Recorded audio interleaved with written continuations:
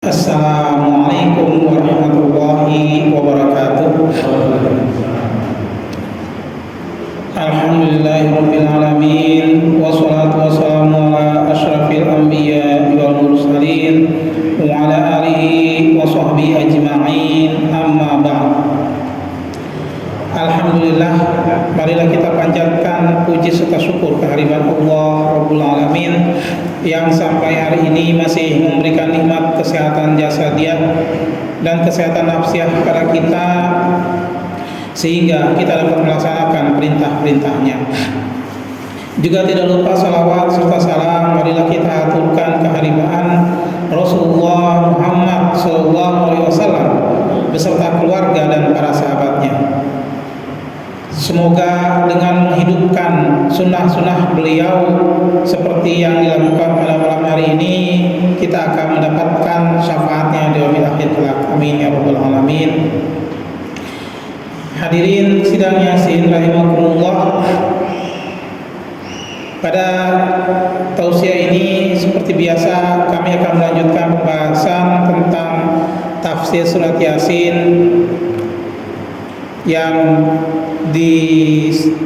akan dilanjutkan dari ayat ke-20.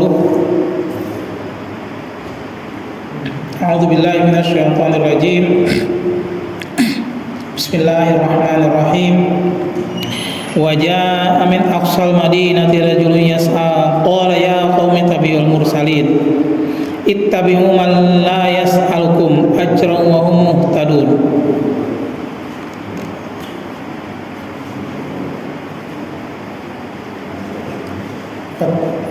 Artinya, dan datanglah dari ujung kota seorang laki-laki dengan bersegera. Ia berkata, hai kaumku, ikutilah utusan-utusan itu.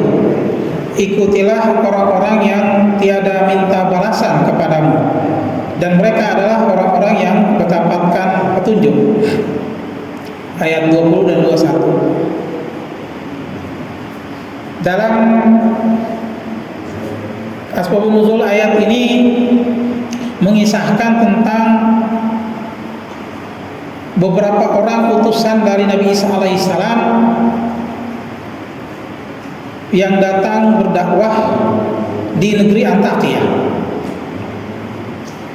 Dan pada saat itu para rasul yang diutus oleh Nabi Isa alaihissalam, mereka berdakwah kepada para penduduk termasuk raja di Antakya tersebut, dan hanya sebahagian kecil yang mau menerima dakwah yang disampaikan oleh para rasul utusan Nabi Isa alaihissalam. Dan dakwah yang disampaikan tersebut tidak semua menerima, hanya sebahagian kecil manusia penduduk Antakya yang menerima, sementara sebahagiannya yang termasuk kalangan dari raja-raja atau pembesar Antakya tidak mau menerima ajaran yang disampaikan oleh utusan Nabi Isa alaihissalam. Bahkan mereka akan dihukum oleh raja di Antakya tersebut, karena kalau para nabi dan rasul sebelum Nabi Muhammad SAW sama kisah perjalanan dakwah yang mereka lakukan hanyalah sebahagian kecil manusia yang menerima. Termasuk juga yang dikisahkan misalnya Nabi Nuh alaihissalam yang berdakwah 900 tahun hanya diikuti oleh 80 orang yang mengikuti dakwah Nabi Nuh selama 800 tahun, 900 tahun. Artinya 10 tahun hanya satu orang yang mengikutinya. Hampir 11 tahun hanya satu orang yang mengikutinya. Begitu juga beberapa nabi dan rasul setelahnya, termasuk rasul utusan Nabi Isa alaihissalam. Hanya beberapa penduduk yang mengikutinya dan umumnya yang mengikuti, yang menerima dakwah yang disampaikan oleh para rasul tersebut berasal dari pinggiran kota, bukan dari pusat kota. Karena dalam hadis, dalam tafsir yang lain dikisahkan bahwa kalau pusat kota itu adalah pusat pemerintahan, para pembesar, para bangsawan, sehingga umumnya lebih lambat menerima dakwah yang disampaikan oleh para nabi dan rasul. Bahkan para utusan ini mereka berdakwah seperti di surat Yasin ayat 21 ini, mereka berdakwah tanpa meminta imbalan.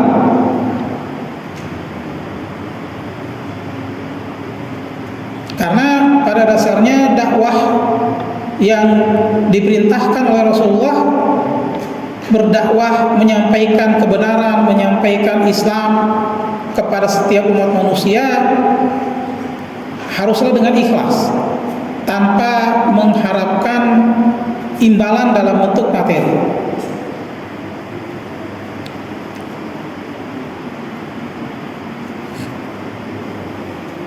Sehingga umumnya para nabi dan rasul, sampai Nabi Muhammad SAW, sampai para sahabat pun, pada saat mereka berdakwah, menyampaikan Islam, mengajak manusia kepada kebenaran, tidak ada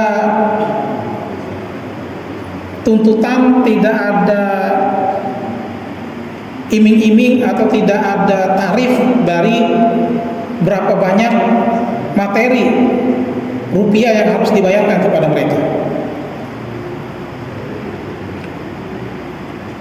Sehingga di ayat tersebut kata Allah, pada saat mereka sudah mengajarkan dengan ikhlas, tetapi banyak orang yang tidak menerima, terutama di pusat-pusat kota, kaum bangsawan dan termasuk keluarga Raja Antakya pada saat itu. Karena umumnya orang-orang kaum bangsawan menghitung segala sesuatu dengan materi. Bahkan dari dulu sampai hari ini tetap orang-orang bangsawan atau yang menengah, level menengah, ekonomi menengah ke atas, umumnya menghitung sesuatu dengan materi. Seakan segala sesuatu itu bisa selesai dengan materi. Sampai-sampai kalau ada seorang yang banyak uangnya rusak, ginjalnya rusak, dia bisa beli. Jadi seakan hidup orang itu bisa dibeli. Dia bisa mengucurkan uang berapa ratus juta, berapa miliar sekalipun, agar asal jantungnya, ginjal bisa dibeli, jantung bisa dibeli, mata bisa dibeli, dan lain sebagainya. Sehingga ukurannya hanyalah materi, imbalan dalam bentuk materi. Dan para rasul yang menyampaikan dakwah tersebut tidak ada yang meminta imbalan, sehingga pada saat mereka ditolak dakwahnya, hanya penduduk-penduduk di pinggiran kota yang menerima. Dan pada saat mereka akan dihukum karena dianggap mengajarkan ajaran yang bertentangan dengan ajaran nenek moyang, maka pada saat itu datanglah seorang dari pinggiran kota yang bernama Habib An-Najjar. Maka dia datang di surat di ayat 20 ini, datanglah seorang yang bernama Habib An-Najjar, seorang laki. Di ayat 20 dikatakan, dan datanglah dari ujung kota seorang laki-laki dengan bergegas. Ia berkata, laki-laki tersebut diriwayatkan dalam riwayat yang lain bernama, ada yang meriwayatkannya bernama Habib An-Najjar. Hai kaumku, kata dia, ikutilah utusan-utusan itu. Ikutilah orang-orang yang tiada minta balasan kepadamu, dan mereka adalah orang-orang yang mendapat petunjuk.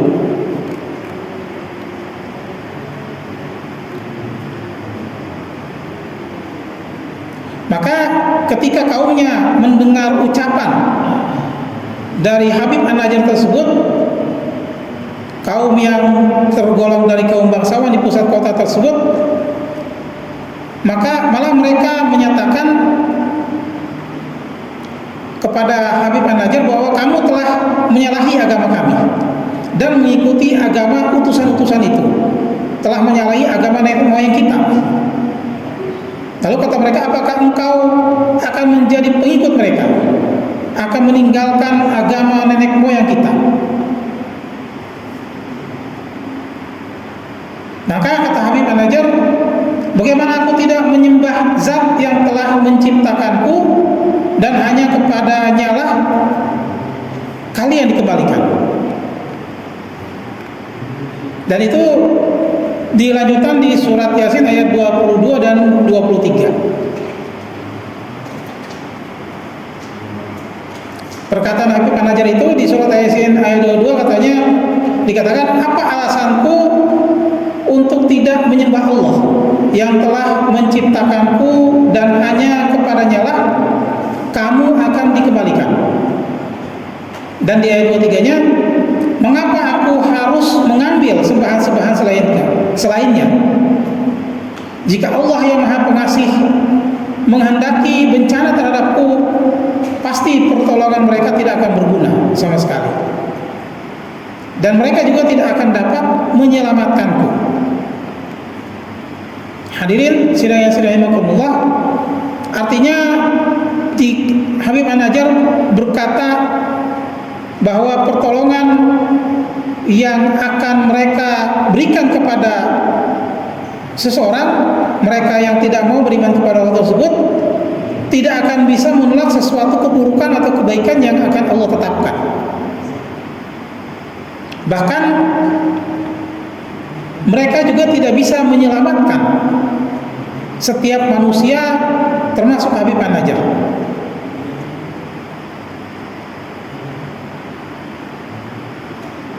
Hadirin sidang yang rahimakumullah, dari beberapa ayat tersebut sesungguhnya ada beberapa hal yang bisa menjadi bahagian daripada pelajaran bagi kita.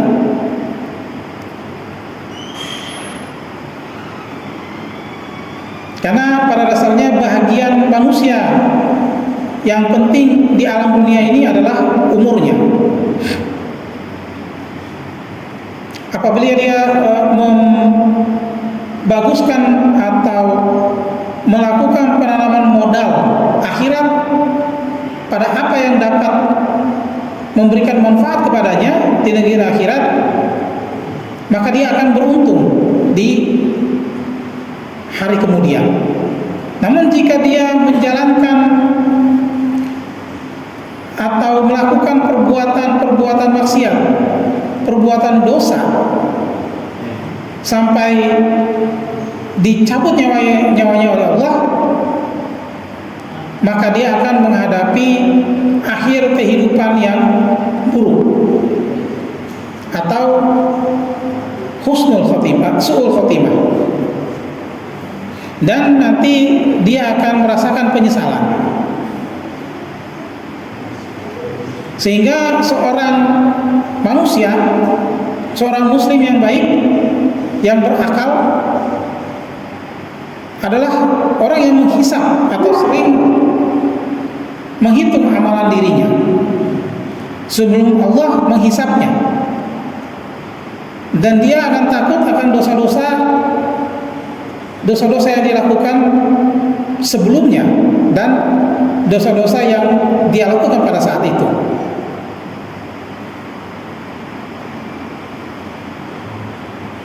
Karena umumnya manusia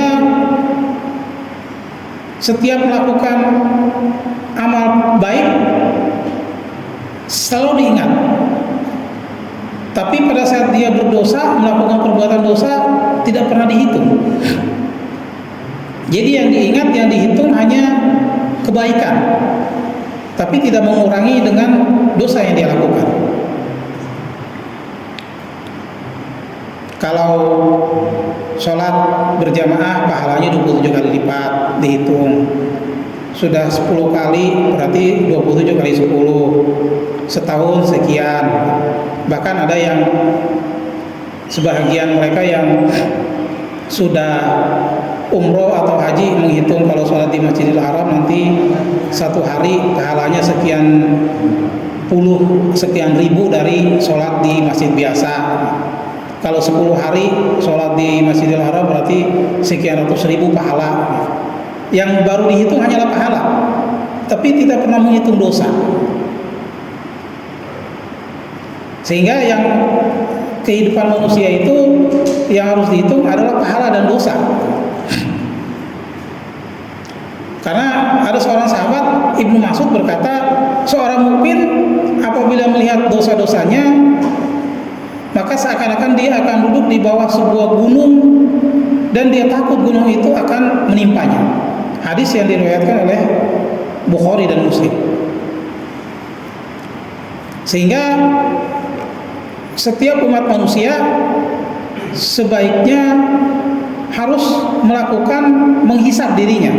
Menghisap itu menghisap dari perbuatan baik dan menghisap dari perbuatan dosa yang dia lakukan. Berapa banyak dosa yang telah dia lakukan? Apakah dosa tersebut bisa kalau dikurangi dengan pahala yang dia kerjakan akan plus atau minus? Jangan sampai kita kebanyakan menghitung pahala tetapi lupa dengan dosa yang kita kerjakan. Nah, hadirin sidang Yasin rahimakumullah, pada tafsir Yasin ayat 20 sampai 24 ini juga mengisahkan suatu akhir hidup yang buruk dan akhir hidup yang baik, atau su'ul khotimah atau husnul khotimah. Maka kita sebagai seorang muslim juga harus memahami. Yang harus dipahami itu ada dua sebab-sebab yang menimbulkan su'ul khotimah, kematian yang buruk, atau sebab-sebab yang menyebabkan husnul khotimah. Karena dikisahkan berapa banyak para sahabat yang sudah dijamin masuk surga oleh Allah, setiap hari selalu menghisap dirinya. Setiap hari, dan bahkan pada saat mendengarkan kematian dia sangat ketakutan